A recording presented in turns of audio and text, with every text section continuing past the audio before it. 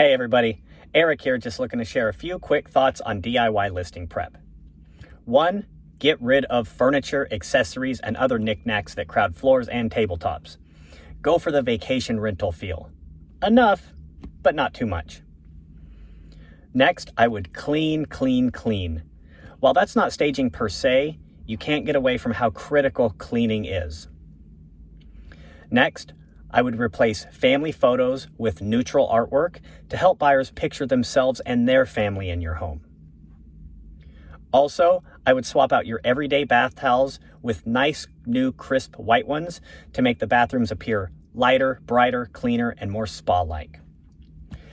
I would also organize closets, as buyers are always going to open your closets. So surprise them with a neatly arranged storage space that says, hey, there's space for everything. Also, finally, don't overlook curb appeal. Spruce up the front door with a seasonal wreath, lay down fresh mulch, and add planters with potted seasonal flowers to your front step. Hope this helps everybody out there. Again, Eric Ryan, Lovejoy Real Estate, Portland, Oregon. Always here to help anybody's real estate needs.